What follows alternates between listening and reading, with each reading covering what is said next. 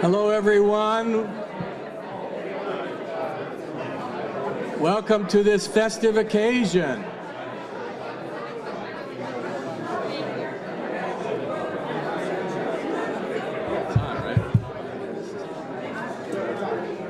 I think everyone can come in.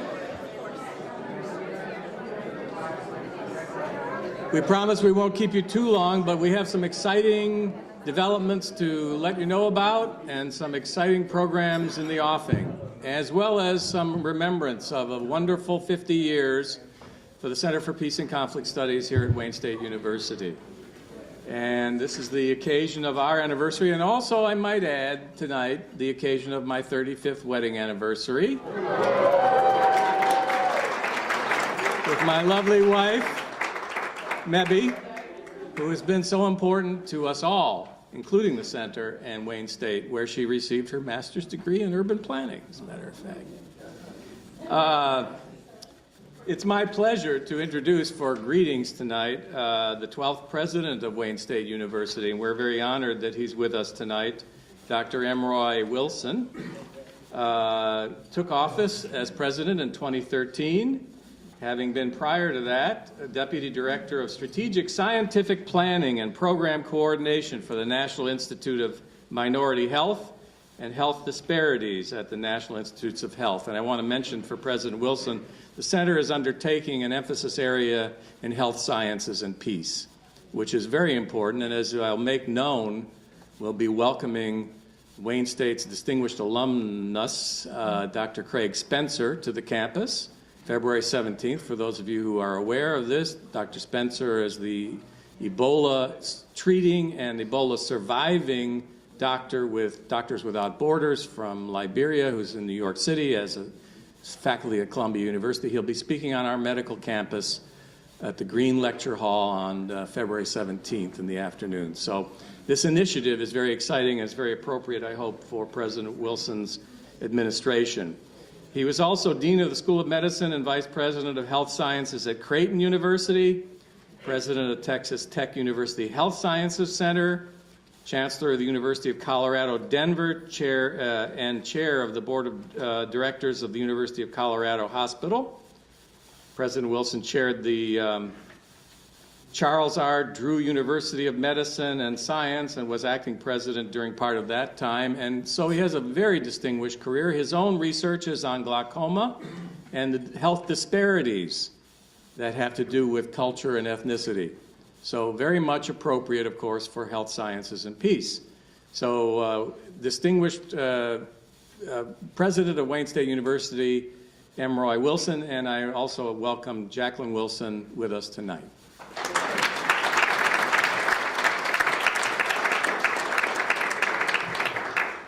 Well, thank you, Fred. I'm delighted to hear that we're celebrating two things today. 35 years is a long time. I've been married to Jacqueline for 1 year.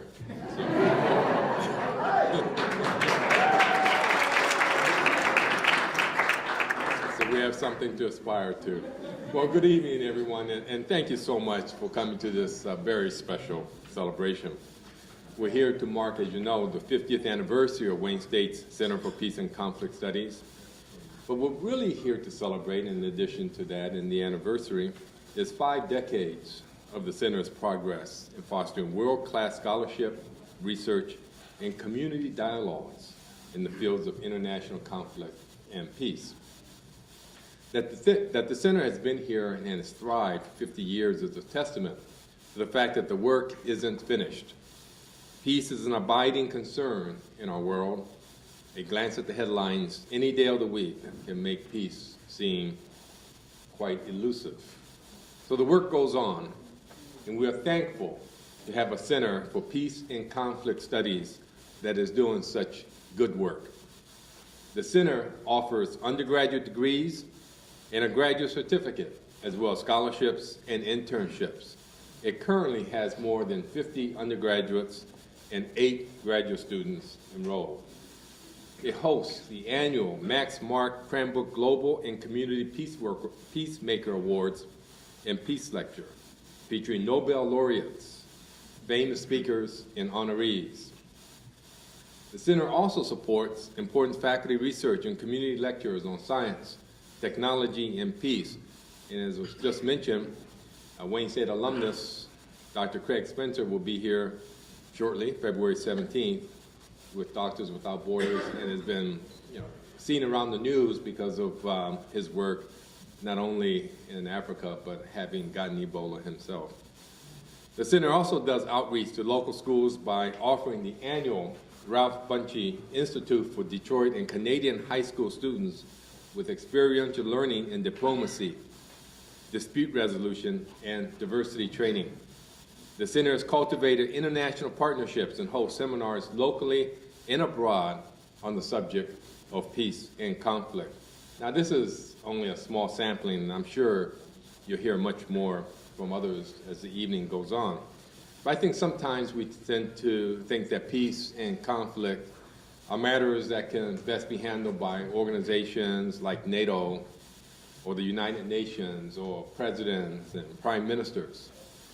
But I believe that Albert Einstein was right when he said that peace cannot be kept by force. It can only be achieved by understanding. Again, a commemoration of the 70th anniversary this year of the end of World War II with teachers in Japan and Detroit. So that would be something if we can bring that off. It's my pleasure, of course, and you heard about Al and Harriet Saperstein and what they've meant here to us, particularly these past 3 years, but going all the way back for 50 years. And I want to bring them forward at this moment on behalf of the steering committee of the center that we've established. Members of the steering committee, raise your hands who are here. Also, these are people who have worked on our task forces. Any others who worked on the task forces, would you raise your hands? We're so grateful to you all for these wonderful ideas and these inspirational planning moments that you've given with us, and the giving of your time with us this last year. So, Al and Harriet.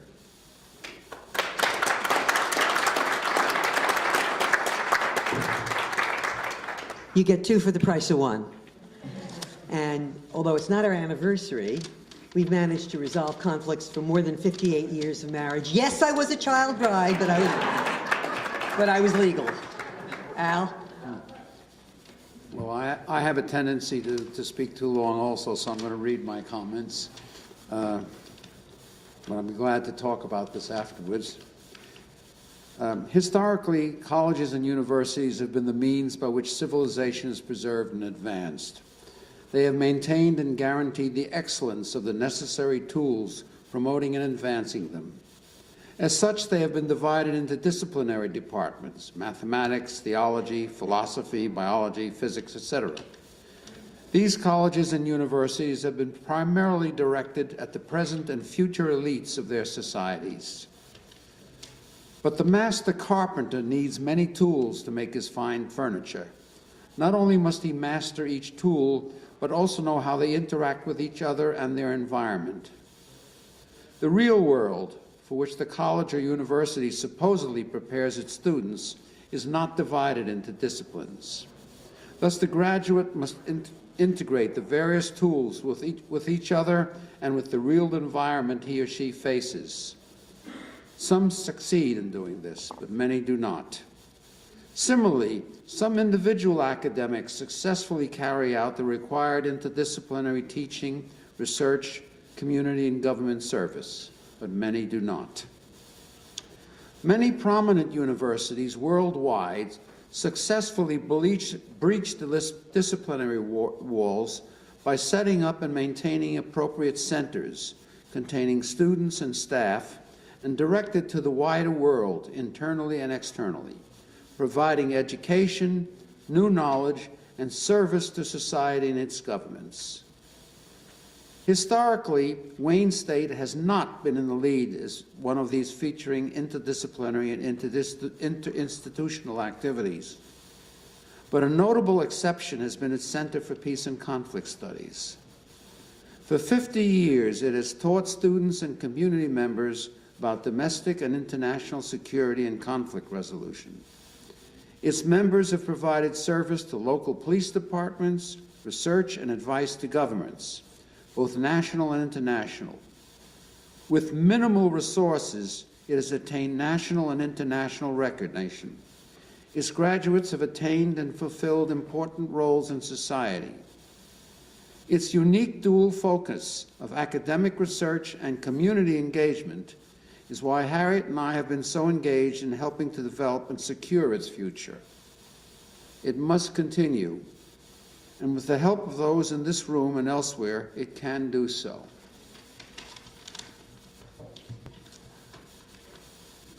Let me start with yesterday. 50 years ago, in the late 1960s, Al and I were involved in a number of international and local issues. We were activists, speaking and working for peace and justice on many levels. On many Sunday mornings, we'd find ourselves in various churches, speaking to groups in a classroom or over coffee in a social hall. Al would be in one room talking about nuclear proliferation, nuclear disarmament, the ABM crisis, and other such scary topics. Those were the days that we literally worried about Detroit being blown up by a nuclear bomb. I would be in another room talking about riverfront, police-community relations, how to build community in the increasingly strained and nationalist situation. It was also scary times.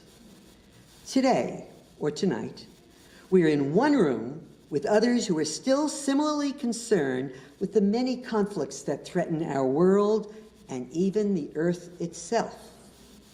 And we are all here tonight because we know that the Wayne State University Center for Peace and Conflict Studies can have an impact on those local, national, and international issues because it combines academic research and community engagement in a very unique and special way. There are many examples, and you've heard them tonight: diffusing conflict between small store owners and neighborhood residents, exposing college students from a variety of Middle Eastern countries to historic and present-day examples of democracy, bringing high school students together to learn about ways of violent reduction that they can take back to their schools and neighborhoods. The center's dual approach goes beyond cooperation to collaboration, to meaningful joint projects within the university and with institutions and groups throughout our community, the country, and the world. At present, the Wayne State University Center is the only one nationally committed to this joint approach, and other institutions, often with far larger endowments, the Kroc Center at Notre Dame has $58 million. But they come to us to ask how to make this joint approach work at their school and in their community. The center is recognized nationally and internationally. It's time to be strengthened locally. So tomorrow, to do this, the center needs individual commitments. You know what they are: time, talent, and treasure. We hope that many of you here tonight and your personal, professional, and community connections will be active in creating and attending anniversary year activities and supportive of the newly created Heritage Circle. And that's what I'm announcing tonight, and it will be followed up. This will help with effective planning, successful educational events, and meaningful interdisciplinary academic and community projects. In 2011, when Al was seriously ill with complications of West Nile, he wanted to be sure that he, or I should say we, would both pay back and pay forward towards the social justice goals we held dear in the community we had lived in for 50 years and through the educational institution that Al was a part of for 50 years. We agreed to make a contribution to the center and planned and did continue it for 3 years. I supported Al's commitment to Wayne State and the center's internal research and teaching approach. He supported my concern for external projects that would work with those who weren't necessarily connected with Wayne State University, but represented real community needs and concerns. We are continuing that commitment and have become founding members of the center's newly established Heritage Circle.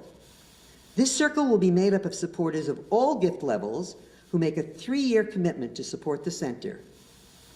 Time, treasure, and talent. And talent, boy, do we have that in this room, and those people who are here and couldn't make it tonight. Time, that depends on how much you have. Treasure, that's where you are too. We see the circle will be made of supporters of all gift levels who make a 3-year commitment to support the center. We see the Heritage Circle as part of Wayne State University's Pivotal Moments campaign. It's a larger thing going on to strengthen and establish the university for 50 years and beyond. But the Heritage Circle will help make this center, this university, and this community an even more effective force for peace and justice in the world. We hope you will join us in this task. Thank you.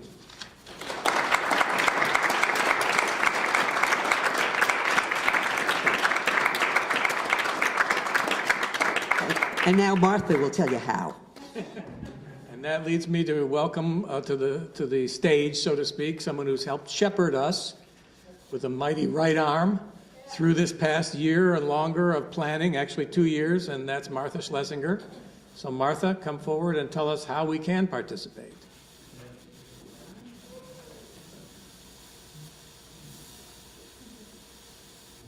That was well done.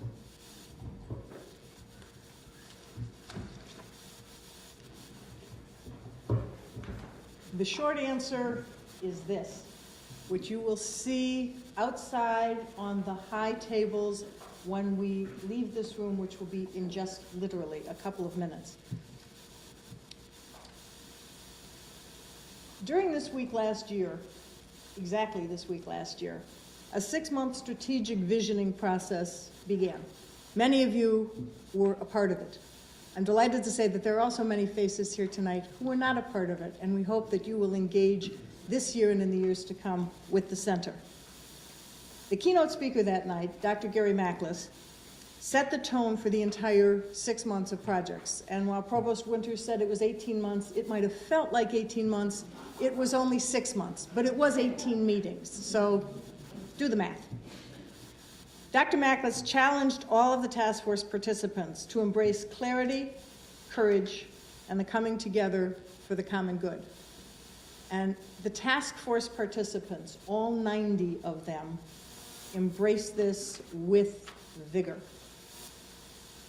The response to that challenge is reflected in the recommendations that they made, and before you leave tonight, you'll have the opportunity to pick up kits of materials that have the synopsis of the task force project and the business plan and Fred's 2013-14 annual report of activities for the center.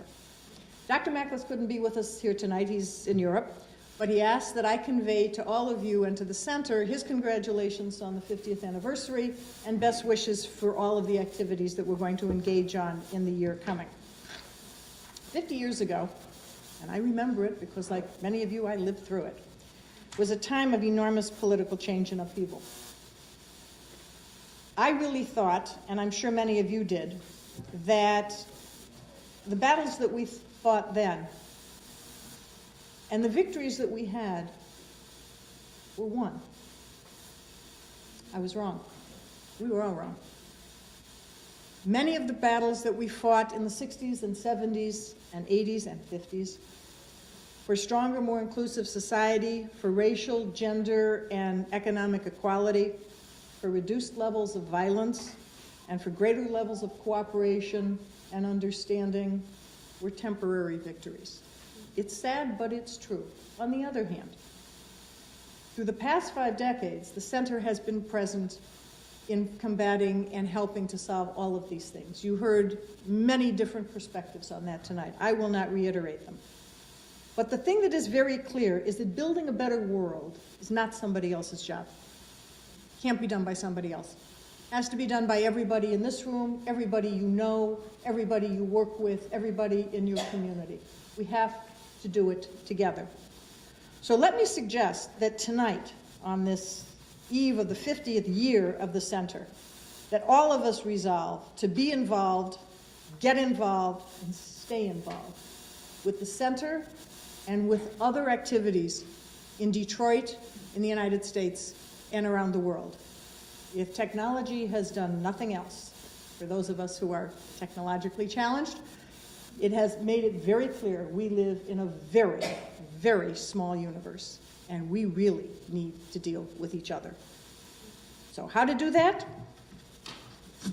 Here you go.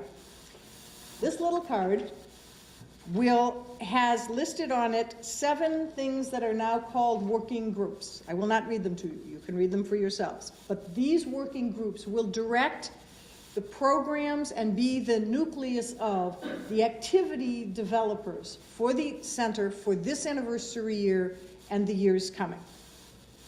They'll also, people on these working groups will also identify opportunities and potential partners and collaborators that can help the center do what the center wants to do and help the center do what other organizations want to do. 50 years of experience is worth a lot. And the people, both the alumni, academic alumni, and emotional alumni of this center are ready to help whomever is interested in moving this universe forward in a peaceful and positive way. The working groups will meet on 2 different days at the end of February. And you will all, trust me, you will all hear from me and from the center about these dates. The academic group and those that will focus on academic issues will meet on Thursday, the 26th of February, and those dealing with community outreach issues and training and youth involvement will meet on the 24th of February. Both meetings will be held in the Faculty Administration Building, and like I said, you will get information. I would suggest before you leave tonight that you take one of these cards out there and take a pen and circle one of those or 2 of those or all of those task forces that you are interested in. Fill in your name and information. And on the other side, any ideas you might have, wow, tonight, you want to share with us. Hand it in before you get out the front door tonight, and then we will be in touch with you and make sure that you are invited to attend and are followed up with all of the work that's going to be going on this year. There are many programs that are already in the talking stages. They came out of the task force project. There are many ideas that are flying around every single day. It's not a question of what we're going to do, it's what are we going to do in what order. And a lot of that is going to be determined by who gets involved and who's actually going to move it forward. So this is not turning around to the person sitting next to you and saying, well, you go ahead and do it. No, no, no. This is going to be all on you. This is no longer a place for the weak-hearted or those who are not going to have time and energy, however well-focused that may be, to put it into the center. The center needs you, the community needs the center, and the world needs the community in the center. So get involved, be involved, and stay involved. Tonight, if we look at this anniversary year as the first of the next 50, it'll give you some kind of a perspective as to what the whole task force project was about. It was planning for the future, strategically prioritizing it, and reaching out to people like yourselves and many, many, many who could not come tonight, so that the center can, in its next 50 years, fulfill all of the responsibilities that it's taken on in itself in the last 50 and in the current day. I look forward to seeing all of you again in February. Throughout the year, you will see on the website of the center, there will be a videotape of tonight's activities, there will be a videotape of Barbara's wonderful presentation, there will be a calendar list of all of the different programs that have been set, and there will be a place for you to write in and say, hey, how about this? Please do it. Together we can make the next year, anniversary year, and all of the years following it a really terrific experience for our community and all of the people we know and care about.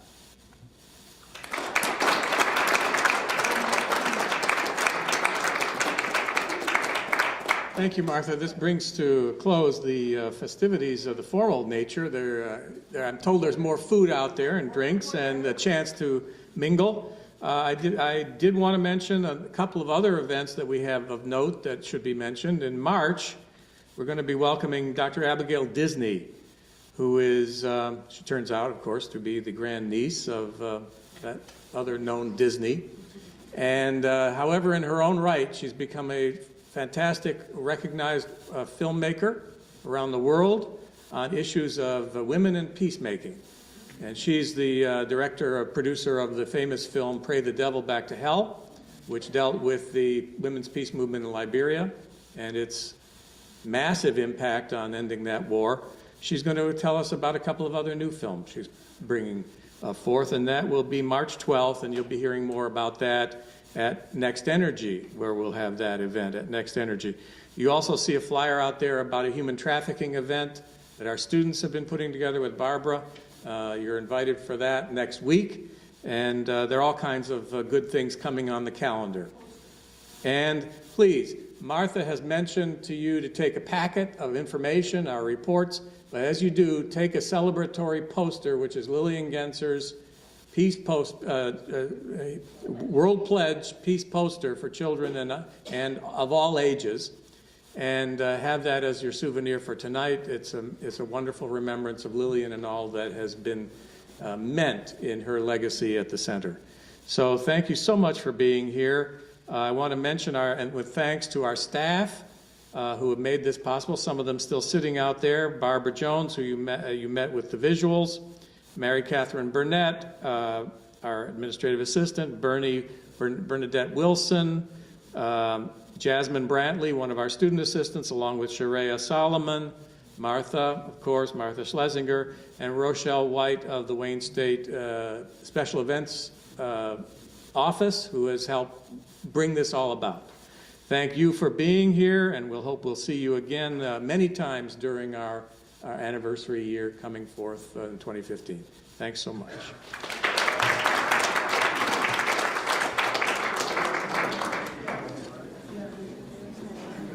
Martha? Who's glad?